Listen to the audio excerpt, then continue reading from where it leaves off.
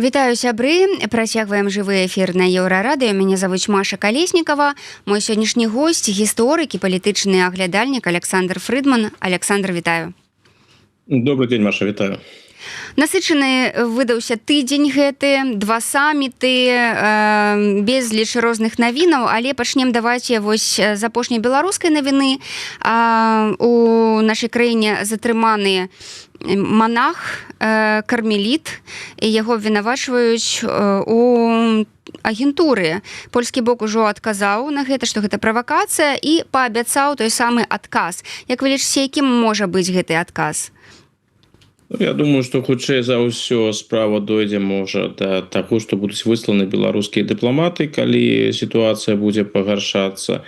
Можа будзе гаворка ісці пра нейкіх беларускіх агентаў, шпіёнаў, якіх знайшлі на тэрыторыі Польшы. Тут магчымы розныя, канешне, варыянты. Уся гэтая гісторыя з монахам-шпіёнам выглядае па шчырасці дзіўнавата, калі нават паглядзець на гэтыя акалічнасці, бо гэта такі вядомы савецкі стыль. У савецкай прапагандзе гэта былі вельмі папулярныя гісторыі пра каталіцкую царкву, якая займаецца шпіёнскай дзейнасцю і іншае. Вось. Я шчыра кажучы не ведаю, канешне, мы не ведаем акалічнасці гэтай справы і, напэўна, можа і не даведаемся бліжэйшым часам з польскага боку, але вось само гэтае ўяўленне, што монах можа выконваць шпіёнскія абавязкі, я думаю, што, напэўна, калі польскі бок палічыў патрэбным займацца такой працай, знайшлі б, напэўна, іншага чалавека, які мог бы гэта зрабіць. І зноў жа, пакінем гэта хутчэй пакуль адкрытым, гэта ўсе шпіёнскія гісторыі. Вось. Цікавы момант, які мне падаецца, што гэта адбылося менавіта зараз, і прывязка да вучэнняў Захад-2025. Вось мы ўжо некалькі разоў пра гэтыя вучэнні гаварылі, і я кожны раз падкрэсліваў, што ў сувязі з гэтымі вучэннямі будуць нейкія там абвастрэнні, правакацыі, на мяжы і іншае. І насамрэч такіх выпадкаў ужо хапала і на гэтым тыдні, на мінулым тыдні. Вось яшчэ і дадалася шпіёнская гісторыя. Я думаю, што гэтую шпіёнскую гісторыю трэба, канешне, разглядаць у кантэксце вучэння. А калі мы ўжо закранулі вучэнне, на ваш погляд, чаму ўсё ж расійскі і беларускі бакі зменшылі маштаб вось гэтага мерапрыемства? Тое, што мы зараз бачым, выглядае так, што гэта з расійскага боку, мне падаецца, ўсё ж такі мадалітэты, як яно будзе праходзіць, модус гэтых вучэнняў вырашае ўсё ж такі больш моцны партнёр, а гэта значыцца расійскі бок. Гэта хутчэй звязана проста з той сітуацыяй, якая зараз склалася ва ўкраіне. Дарэчы, учора была шэраг паведамленняў, калі не памыляюся, агенцтва Bloomberg першым пра гэта паведаміла, што ідзе канцэнтрацыя расійскіх войскаў на Пакроўскім напрамку, што хутчэй за ўсё там будзе бліжэйшым часам спроба моцнага расійскага наступа. У такіх умовах Расія канцэнтруецца на Украіне, у іх няма залішніх рэсурсаў, якія яны маглі б паслаць на гэтыя вучэнні ў Беларусь. Калі сапраўды на гэтым усё застанецца, колькасць вайскоўцаў і расійскіх, і беларускіх, якія будуць прымаць у гэтых вучэннях, будзе абмежаванай, гэта хутчэй такі добры сігнал, таму што хутчэй за ўсё не плануецца нейкая дадатковая эскалацыя, якая можа прывесці да вельмі непрыемных падзеяў. Але ізноў жа, тут справа такая, калі будзе патрэба, яны заўсёды змогуць павялічыць колькасць. І зноў жа, тыя афіцыйныя лічбы, якія яны паведамляюць, гэта адное, а тое, што будзе на самой справе, якую колькасць вайскоўцаў прыедзе рэшта ў Беларусь, гэта пытанне другое, яно можа істотна адрознівацца ад таго, што афіцыйна паведамляецца. Давайте пяройдзем да украінскай гісторыі. Як мы бачым, гледзячы па сённяшніх заявах Пуціна, ён ужо не саромецца і адкрыта зліваецца з тых самых перамоваў з Зеленскім, так кажучы, што дамовіцца з Украінай будзе немагчыма, і запрашаючы на перамовы прэзідэнта Украіны ў горад-герой Масква. Што новага, на ваш погляд, будзе уліваць у вушы Трампу расійскі прэзідэнт вось у чарговай гэтай тэлефоннай размове, якая была анансаваная Трампам, так? І калі ўжо Трамп, і ці ўвогуле такое можа здарыцца, перастане весціся на казкі Крамля? Мне падаецца, што тыя наратывы, якія Пуцін будзе прасоўваць, яны будуць перш за ўсё антыеўрапейскія. Яму зараз гэта ўжо мы бачым і ў заявах афіцыйных асобаў расійскіх, у заявах самога Пуціна, у тым, як працуе расійская прапаганда. Гэта спроба давесці да Злучаных Штатаў, што вось у тым, што не атрымалася пакуль знайсці нейкага выйсця з гэтай вайны, вінаваты перш за ўсё еўрапейцы. Што ўрад Зяленскага гэта прабачце еўрапейская марыянетка. Ну, гэта вядомыя наратывы пра тое, што еўрапейцы кіруюць Зяленскім. Зяленскі таму і высоўвае тыя патрабаванні, якія Расія выканаць не можа. Што вось прыкладна гэта так будзе гучаць: вось, Дональд, мы б з табой ўжо даўно дамовіліся, мы ж хлопцы сур'ёзныя, але вось ёсць гэтыя, якія там перашкаджаюць. І Украіна, і еўрапейцы. Ну, хутчэй за ўсё, перш за ўсё, Украіна, якой кіруюць еўрапейцы. Гэта будзе першы момант. Другі момант, і, канешне, ён будзе звяртаць увагу на магчымасці супрацоўніцтва, і ён жа таксама пра гэта кажа, што вось мы з амерыканцамі і гэта маглі б зрабіць, і гэта маглі зрабіць, і ад амерыканцаў ёсць цікавыя прапановы. Так што ён будзе ісці далей у гэтым накірунку, што вось ты, Дональд, не глядзі ты на гэтую Украіну, гэта дробязнае пытанне, якімсьці чынам усё ж такі гэтае пытанне вырашым, а паглядзіш, якія мы тут шыкоўныя здзелкі можам зрабіць, напрыклад у Арктыцы. Вось, а што тычыцца там нейкіх сустрэчаў, дык гэта ўвогуле адкрытае пытанне, ці даваў Пуцін сапраўды згоду на гэтыя сустрэчы. Мы ж гэта ведаем ад таго ж Трампа, ці ён яго зразумеў, як дакладна зразумел, альбо агучыў тое, што хацеў агучыць. Гэта ўсё пытанні адкрытыя. Пакуль Пуцін можа, як мне падаецца, ісці досыць спакойна на гэтыя перамовы. Так, яму пагражаюць еўрапейскія санкцыі, да еўрапейскіх санкцыяў ён прызвычаіўся. Што тычыцца Трампа, пакуль не выглядае так, што ён гатовы істотным чынам змяніць сваю пазіцыю і падтрымаць Украіну санкцыйным ціскам на Расійскую Федэрацыю. Гэта пакуль не выглядае, так што я не думаю, што нас тут чакаюць праз гэтыя перамовы Пуціна і Трампа нейкія істотныя змены сітуацыі. Давайте вернемся да учорашняга саміту, які прайшоў у Парыжы, і вынікам якога стала тое, што 26 краін з кааліцыі ахвочых падпісалі, здаецца, пагадненне, паводле якога яны могуць адправіць ва Ўкраіну альбо сваіх вайскоўцаў, альбо іншыя рэсурсы для так званых сіл завярэння. Так? Чым увогуле, на ваш погляд, адметнае гэтае мерапрыемства, якое прайшло ў Парыжы, і пра што сведчаць ягоныя вынікі? Я пачну з вынікаў. Пакуль пра вынікі казаць вельмі цяжка. Так, ёсць шэраг краінаў, іх велізарная, іх вялікая колькасць, 26 краінаў, гэта зусім немало, якія гатовыя падтрымліваць Украіну і зноў жа падтрымліваць розным чынам. Напрыклад, ёсць тыя краіны, якія гатовыя пастаўляць зброю, ёсць краіны, якія нават гатовыя прынцыпова у належных умовах адправіць сваіх вайскоўцаў ва Украіну, тая ж Францыя, Великабрытанія. Я прывяду якасць прыкладу. Ёсць краіны, якія гатовыя прадставіць сваю тэрыторыю і адыгрываць дапаможную ролю ў падтрымцы Украіны, там тая ж Польша альбо Румынія. Бок ёсць краіны, якія гатовыя будаваць зброю прямо на тэрыторыі Украіны і фінансаваць, гэта тая ж Германія. Так што прыкладаў хапае, ўсё гэта гучыць добра, ну, прынамсі на перспектыву добра. Ёсць, калі ёсць такая падтрымка. Ёсць, канешне, выразныя мінусы, пакуль па-ранейшаму незразумелая роля Злучаных Штатаў, што гатовы робіць Злучаныя Штаты, і ўся гэтая еўрапейская дапамога, ну там не толькі еўрапейскія краіны, там таксама Аўстралія ці Канада, уся падтрымка з боку гэтых краінаў залежыць ад таго, якую ролю будуць адыгрываць Злучаныя Штаты. Так што пытанне застаецца адкрытым, і адпаведна цяжка ацэньваць тое, што прапануюць усе гэтыя 26 краінаў, калі не ведаеш, што ў рэшце рэшт зробяць альбо не зробяць Злучаныя Штаты. Тое, што такія кансультацыі ідуць і выказваюцца такія жаданні, гэта ўсё выглядае досыць добра. Гэта можна толькі падтрымаць з украінскага пункта гледжання, але ізноў жа мы сёння не знаходзімся ў той сітуацыі, калі можна было б гэтае пытанне сапраўды прадметна вырашаць. тыя ж краіны, якія ўдзельнічаюць у гэтых перамовах, яны кажуць, што ўсё гэта будзе, але гэта будзе, калі будзе там завярэнне, калі спыняцца баявыя дзеянні. Ну, расійскі бок не збіраецца спыняць там нейкія баявыя дзеянні. І сёння Путін жа выразна выказаўся на гэты конт, што калі там будуць заходнія вайскоўцы на тэрыторыі Украіны, то у Расіі не выключае, што яна будзе наносіць удар і па гэтым вайскоўцам. Но гэта гісторыя, яна тэарэтычная. Мы да спынення баявых дзеянняў пакуль не наблізіліся. Мы не ў лепшым становішчы, чым 2 месяцы таму альбо 3 месяцы таму. Магчыма, нават і ў горшым, што тычыцца перспектываў спынення баявых дзеянняў.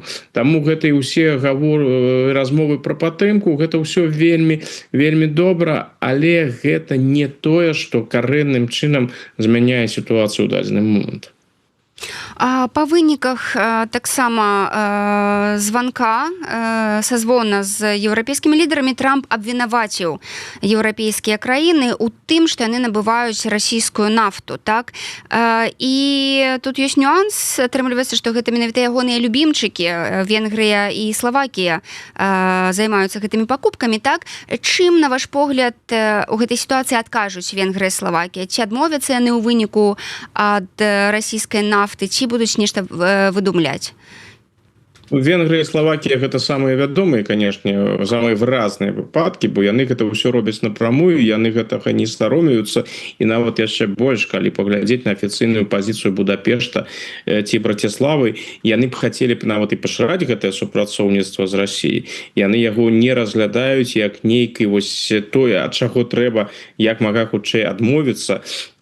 А ў сённяшніх умовах прыходзіцца менавіта так рабіць. Не, яны б хацелі б супрацоўнічаць і далей. І гэта адрознівае, напрыклад, пазіцыю гэтых краінаў ад шэрагу іншых краінаў еўразвяза, якія набываюць у Расіі куды менш энерганосьбітаў, альбо увогуле напраму іх не набываюць, напрыклад, іх праз Індыю. Вядомы сцэнарый. Індыя купляе у Расіі нафту, прадае яе далей, альбо прадае прадукцыю сваёй нафтавай прамысловасці, якая выраблена з расійскіх энерганосьбітаў. Канешне, калі Трамп звяртае на гэту ўвагу, ён мае рацыю. Ягоны аргумент зразумелы. Вось вы, еўрапейцы, вы патрабуеце ад мяне санкцыяў, чтоб я там націснуў на Індыю, каб я націснуў на Кітай. Добра, а што вы зрабілі? Вы ж і надалей падтрымліваеце расійскую эканоміку тым, што вы купляеце тыя ж самыя энерганосьбіты. І, канешне, гэтая рыторыка Трампа, вось гэтыя заўвагі Трампа, яны прывядуць да больш такой шчыльнай, мне падаецца, дыскусіі у еўразвязы. І гэта непрыемная дыскусія для Будапешта і да Браціславы. Не думаю, што, конечно, не адмовяцца ад расійскай нафты, не адмовяцца, але, можа, будуць весці сябе пры будучых санкцыях, якія будуць уводзіцца супраць Расіі, больш стрымана. Тое, што яны на гэта не рэагуюць і спадзяюцца, што вось Трамп сказаў і пра гэта ўсе забудуцца, сведчыць пра тое, наколькі непрыемнае гэта пытанне і для Будапешта, і для Браціславы. Яшчэ адна такі пінок ЗША, гэта тое, што яны збіраюцца зрэзаць праграмы вайсковай дапамогі суседкам Расіі, у прыватнасці краінам Балтыі. Для чаго гэта робіцца і наколькі ўсё ж ударыць адсутнасць вось гэтай часткі дапамогі грашовай па гэтых краінах? Трамп працуе па прынцыпу бяспека еўрапейцаў, справа саміх еўрапейцаў, што Злучаныя Штаты могуць і надалей прадаваць зброю, што яны і будуць рабіць, яны хацелі бы гэта пашыраць. То бок, калі еўрапейцы жадаюць набываць зброю, калі яны жадаюць карыстацца падтрымкай Злучаных Штатаў, яны павінны за гэта плаціць. Больш такой падтрымкі добраахвотнай яе не будзе. Трамп і ягоная адміністрацыя адкрыта паказваюць, што Еўропа не знаходзіцца у сэнсе пытанняў бяспекі ў фокусе амерыканскіх інтарэсаў. Акрамя таго, Трамп сыходзіць з таго, што Еўропа, еўразвяз прыватнасці, гэта заможная арганізацыя, якая ў стане сама фінансаваць, і еўрапейскія краіны, якія самі ў стане фінансаваць сваю ўласную бяспеку. Уласна кажучы, калі мы возьмем прыклады тых жа краінаў Балтыі, канешне, пытанне бяспекаў бяспекі краінаў Балтыі гэта пытанне гэтых краінаў, але гэта і пытанні бяспекі ўсёй Еўропы. Так што логіка Трампа яна прыкладна такая: для вас гэта важна, вы лічыце, што там ёсць пагрозы, калі ласка, вашая справа гэта фінансаваць. Так што гэта грошы, пра якія ідзе гаворка. Ну, калі я не памыляюся, там называліся лічбы каля 500 мільёнаў даляраў, прыкладна такія, магу памыляцца, но недзе то бок гэта сур'ёзныя, канешне, выдаткі, але яны не фатальныя. Урэшце рэшт, так, гэта яшчэ адзін дадатковая катэгорыя, дзе еўрапейцам прыйдзецца аплачваць гэтыя паслугі самім. То бок краінам Балтыі, напэўна, у меншай ступені, бо іх фінансавыя магчымасці абмежаваны, але ў іх ёсць моцныя іншыя партнёры ў Еўропе, якія, думаю, у стане будуць аплаціць гэтыя выдаткі. Мой уласны герой на гэтым тыдні гэта канцлер Германіі Фрыдрых Мерц, які вось так раптоўна ўзяў і публічна заявіў, што Пуцін самы небяспечны вайсковы злачынца нашага часу. Як вы лічыце, пра што вось сведчыць гэты выхад Мерца? І як жа гісторыя яшчэ пра тое, што палітыкі мусяць быць акуратнымі ў сваіх вось выказваннях? Я б сказал бы так, конечно, адказваючы на гэтае пытанне. Фрыдрых Мерц палітык своеасаблівы. Ён палітык, які вярнуўся ў палітыку, які пачынаў як палітык, вялікі час знаходзіўся на палітычным алімпе Федэратыўнай Рэспублікі, потым ён з палітыкі сышоў, у палітыку вярнуўся. Так што ў гэтым сэнсе у яго была вялікая паўза, і шмат з таго, што ў палітычным накірунку ішло ў гэтыя часы, калі палітыкі, так бы мовіць, станавіліся ўсё больш і больш тэфлонавымі, якія не казалі нічога вострага, якія выкарыстоўваюць фармулёўкі, якія нічога не значаць. Вось гэта эпоха, яна прайшла ў пэўным сэнсе палітычна міма Мерца. Ён яшчэ ў гэтым сэнсе больш чалавек з 90-х, з пачатку нулявых, калі асабліва не саромеліся і казалі тое, што думаюць, не імкнучыся гэта ўсё завярнуць у нейкія такія, мяккія фармулёўкі. Так што ў Мерца гэта раз-пораз здараецца, асабліва калі ён дае інтэрв'ю, што ён кажа сапраўды тое, што ён думае, і фармулёўкі бываюць вельмі вострыя, тым больш, што тое, што сказаў Мерц, вось менавіта гэта тое, пра што і ў Еўропе апошнім часам забыліся, з кім насамрэч мае справу зараз Украіна, хто атакаваў Украіну. Так што ў гэтым сэнсе то, што сказаў Мерц, выглядала досыць дарэчна. Але палітычны разлік прысутнічаў і ў гэтым. Калі вось мы установім храналогію, мы бачым, вось ёсць гэтая вельмі рэзкая заява, якая робіць, прынамсі, цяжкім асабістыя кантакты паміж Мерцам і Пуцінам, якіх, дарэчы, не было. Мерц ужо больш за 100 дзён знаходзіцца на сваёй пасадзе, і хаця тут і былі размовы пра тое, і яму нават розныя публіцысты давалі яму раду, што трэба ўсё ж такі паспрабаваць патэлефанаваць Пуціну, ён гэта не зрабіў, і напэўна рабіць не збіраецца, а пасля таго, як ён назваў Пуціна ваенным злачынцам, гэта будзе зрабіць яшчэ больш складана. Але ён з аднаго боку кажа, што мы маем справу з ваенным злачынцам, потым на наступны дзень адбываецца канферэнцыя ў Парыжы, і ў кантэксце гэтай канферэнцыі ў Парыжы Мерц паводзіць сябе вельмі стрымана. Па-першае, яго ў Парыжы ўвогуле не было. І гэта, калі я прынамсі пачуў гэтую навіну, што Мерц не едзе ў Парыж, што ён будзе прысутнічаць толькі гібридна, што там будзе толькі відэаканферэнцыя, ўжо мне прыватнасці стала зразумела, што вялікіх вынікаў тут чакаць ад Парыжу не трэба. Дык вось, у кантэксце Парыжа заявы Мерца былі куды больш стрыманымі. І нават галоўнае, самае балючае пытанне для Германіі ў гэтым кантэксце, пытанне адпраўкі нямецкіх вайскоўцаў ва Ўкраіну. І ён гэтае пытанне абышоў. Адказ ён прыкладна такі быў: мы не кажам не, мы не кажам так. Ты ўвогуле там трэба паглядзець, і ўвогуле пагадзіцца Расійская Федэрацыя на прысутнасць заходніх вайскоўцаў ва Ўкраіне.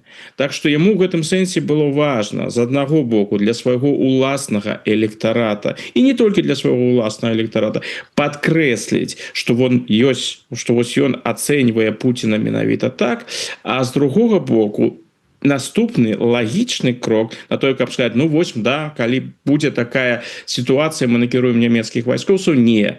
Тут гэтае пытанне ён наўмысна абыходзіць, бо ён ведае, што большасць немцаў панічна, ну панічна можа я перабольшваю, конечно, ёсць, конечно, хапае тых, хто панічна не жадае гэтага, але большасць выступае супраць таго, каб нямецкія вайскоўцы накіраваліся ва ўкраіну. У тым ліку з прычыны гістарычнага вопыту, з прычыны другой сусветнай вайны. І вось дазволіць сябе ў сённяшніх умовах, калі коаліцыя і так знаходзіцца ў не на лепшым стане, назовем гэта так, калі яго крытыкуюць, тут яшчэ дадаць, што мы, магчыма, накіруем свае войскі ва ўкраіну, гэта было б для яго сапраўды перабольшваннем. Таму з боку Мерца на гэтым тыдні былі супярэчлівыя заявы. І з аднаго боку гэта гісторыя з ваенным злачынствам, і з другога боку вельмі сціплыя разважанні наконт будучай магчымай нямецкай ваеннай прысутнасці ва ўкраіне. Гісторык палітычны аглядальнік Александр Фрыдман, гость сённяшняга жывога эфіру Еўрарадыё. Задавайце пытанні, сябры. Пераносімся, Александр, з еўрапейскага кантыненту у Азію, так, у Пекін, дзе здарылася на гэтым тыдні сходка антызаходняга клубу. Кепскія хлопцы прыехалі, каб, уласна кажучы, саюзнікі Расіі, якія спявалі вось дыфірамбы насамрэч не Пуціну, а Сі Цзіньпіну. Вось гэтая ўся гісторыя, яна пра што? Пра тое, што тая частка свету дэманстравала, хто насамрэч цяпер запраўляе на нашай планеце Зямля. Так, хто лідар? Я б сказаў так, тое, што мы бачылі ў Кітаі на гэтым тыдні, гэта была такая, ну, я б сказаў, канферэнцыя незадаволеных з глобальнага поўдню, тых, хто незадаволены сённяшняй сітуацыяй, сённяшняй эканамічнай сітуацыі ў свеце, сённяшняй дамінацыі Злучаных Штатаў. То бок, гэта тыя краіны, якія лічаць, што сённяшні сусветны парадак несправядлівы, што яго трэба змяніць, і што краіны глобальнага поўдня павінны там адыгрываць прынцыпова іншую ролю.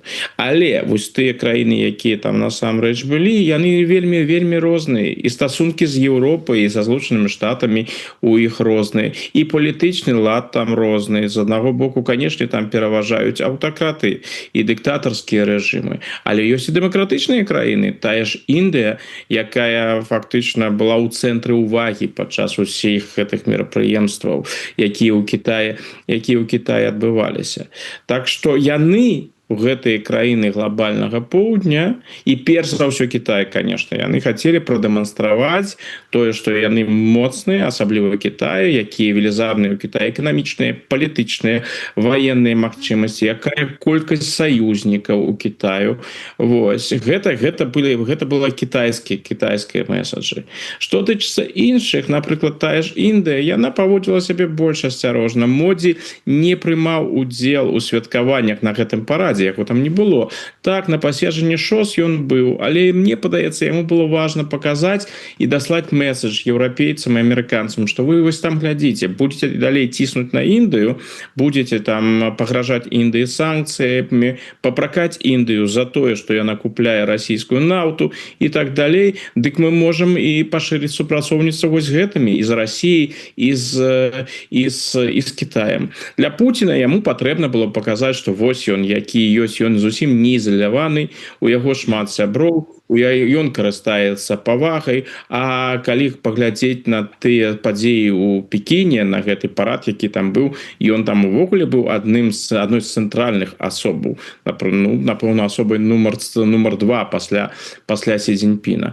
Ну і, канешне, былі іншыя краіны там, якія імкнуцца да як мага шчыльнага супрацоўніцтва з Кітаем. І у гэтым кантэксце можна ўзгадаць і Александра Лукашэнку, ягоны візіт у Кітай, бо менавіта з гэтай мэты паказаць, што ён увесь на 100% пра-кітайскі, арыентуецца на Кітай, упэўнены, што будучыня гэтага свету за Кітаем і гатовы да самага шчыльнага супрацоўніцтва. Як, напэўна, кажа Лукашенко, як бы сказаў Лукашенко ў гэтым выпадку, закрытых тэмаў няма. Александр, наколькі ўразіла еўрапейцаў і Трампа вось тое, што адбылося ў Пекіне? Калі паглядзець за выказванне палітыкаў і за рэакцыі самого Трампа, яна ўсё ж таки вельмі эмацыянальна, ўсё ў рэшце-рэшт уже скончылася колькі дзён, а ён усё не можа спыніцца, і нават сёння выйшла ад яго паведамленне пра Індыю і пра Расію, якія перайшлі на бок Китая. То бок эмацыянальна выглядае, што гэта яго-то захапіла. Калі паглядзець на прэсу, то бок ці амерыканскую, ці еўрапейскую, гэта ўсё вельмі актыўна абмяркоўвалася і ўспрымалася таксама як выклад. Ну і у еўрапейцаў былі адпаведныя таксама выказванні. Тая ж Кая Калас вельмі жорстка выказалася наконт таго, што адбывалася у Китае. Так што гэта ўсё было ўспрынята як выклік, але прынцыпова, шчыра кажучы, нічога не адбылося. Ну хіба гэта нешта новае, што ў Китая ёсць вельмі сур'ёзныя амбіцыі, што Китай хоча дамінаваць у свеце, што кітайцы разглядаюць сябе як супердзяржаву будучыні і, напэўна, адзіную супердзяржаву будучыні, што яны рознага кшталту альянсы імкнуцца зрабіць і паспяхова гэта робяць. Так што нічога ў гэтым сэнсе такога сенсацыйнага там нічога такого сенсацыйнага не адбылося. Але моц Китая была прадэманстравана. Іншае пытанне, наколькі тое, што мы пабачылі, напрыклад, тыя ж парад кітайскіх ваенных, кітайскай арміі, наколькі гэта адлюстроўвае сапраўды ваенную моц Кітайскай Народнай Рэспублікі. Ёсць жа таксама вядомы прыклад з Расійскай Федэрацыі, якая таксама вельмі актыўна праводзіла парады, паказвала сваю ваенную моц, а потым справа дайшла да вайны ва Ўкраіне, і мы бачым, якія цяжкасці у Расіі ў гэтай вайне назіраюцца. Тое ж самае Кітай, так, у іх ёсць тэхніка, у іх ёсць вялікая армія, але баявога вопыту, сапраўднага баявога вопыту у гэтай кітайскай арміі няма. Таму вельмі цяжка ацэніць яе сапраўдную моц. Сі Цзіньпін, падсумоўваючы, зрабіў усё, каб мы былі ўражаны, каб мы сапраўды разважалі пра тое, які моцны Кітай, што Кітай зараз наступае эпоха Кітая. Гэта, напэўна, у яго ў пэўным сэнсе атрымалася, но тут перабольшваць таксама не трэба. У таго ж Кітая хапае шэраг разных праблемаў, таму ці сапраўды у Кітая атрымаецца дасягнуць гэтай мэты сусветнай дамінацыі, гэта пакуль пытанне па-ранейшаму адкрытае. То бок пра новы сусветны парадак яшчэ гаварыць рана. Я бы не спяшаўся з гэтым, бо ізноў жа тыя краіны, якія там сабраліся, гэта клуб дзяржаваў, у якіх на дадзены момант хапае супольнага. Яны не задаволены захадам. Ім усім не падабаецца захад і не падабаецца, як у сённяшнім свеце распаўсюджаны рэсурсы, хто іх і як кантралюе, іншае. Яны жадалі бы зменаў. То гэта агульнае. Але паміж імі самі, гэтымі краінамі, вельмі моцная канкурэнцыя. Там, напрыклад, прысутнічалі адначасова і Індыя, і Пакістан. Краіны, якія з'яўляюцца насамрэч ворагамі. Гэта з аднаго боку. Там прысутнічалі таксама Індыя і Кітай, у якіх і эканамічныя супярэчнасці, геапалітычныя супярэчнасці і іншыя. Так што тут праблемаў хапае. Да і паміж Расіяй і Кітаем там не ўсё зусім так проста. Вось тое, што зараз адбываецца, калі Кітай устанаўлівае ўсё больш і больш кантроль над Расіяй, Расія ператвараецца ў такога юніор-партнера, такога маленькага брата Китая, гэта не тое, я думаю, што Пуціну так ужо падабаецца. Іншае пытанне, што ён сам стварыў такую сітуацыю і будзе жыць у такой сітуацыі, але гэта не азначае, што там няма супярэчнасцяў. Так што казаць пра тое, што вось яны зараз усе аб'ядналіся і гэта выклік так званаму калектыўнаму захаду, я б не перабольшваў. На ваш погляд, вось гэтая тэма даўгалецця, якая там прагучала ў кулуарах, можна сказаць так, і за якую ўсе зачапіліся.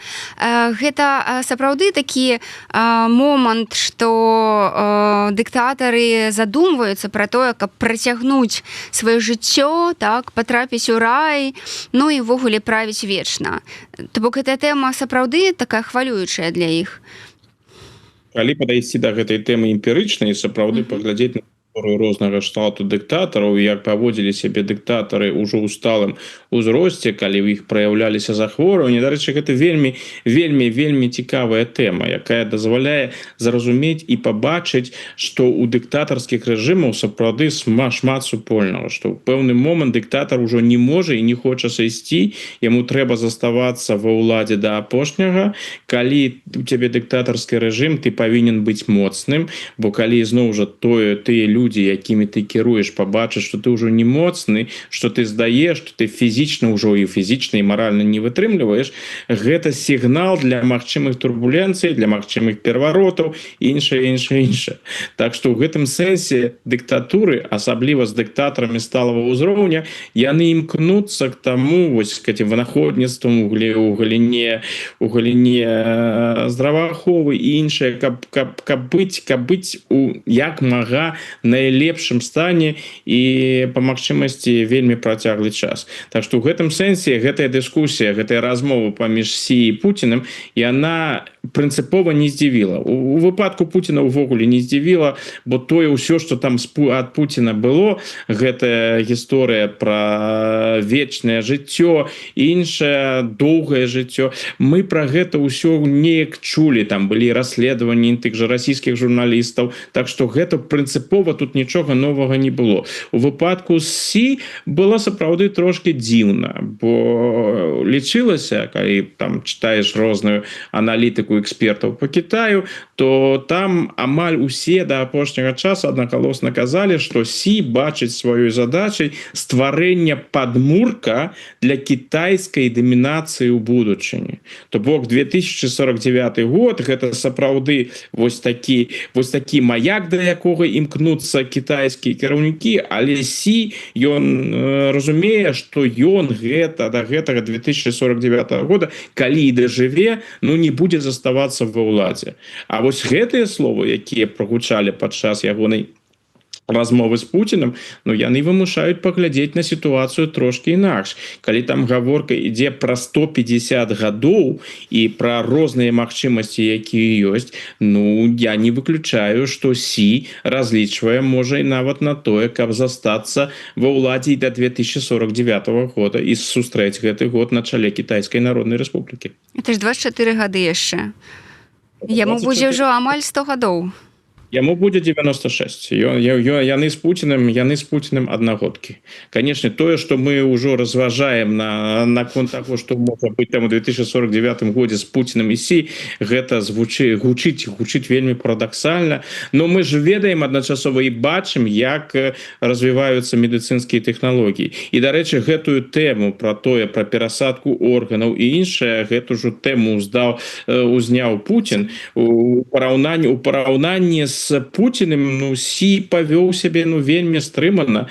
Там ідзе толькі гаворка пра даўгалецце. А гэта для азіяцкай традыцыі, у тым ліку для кітайскай традыцыі, абсалютна нармальная дыскусія. І калі там паглядзець на розныя філасофскія, медыцынскія трактаты, гэта даўняя тэма. Там жа не гаворка не з ягонага боку ішла пра тое, як можна будзе жыць доўга, а у Пуціна гаворка ішла пра там розную перасадку органаў і іншыя рэчы. Так што пуцінскі накірунак, ён такі куды больш адыёзны, я б сказаў. Ну што ж, час пакажа, як там все будзе, Александр. Дзякую вам вялікі за тое, што завіталі да нас на эфір. Сябры, Александр Фрыдман, гісторык і палітычны аглядальнік, сёння быў у нашым жывым эфіры. Праз некалькі хвілін тут з'явіцца Павел Свярдлоў разам з Крысцінай Шыянок, а я, Маша Калеснікава, развітваюся з вами. Добрых выходных. Дзякую, Александр. Спасибо.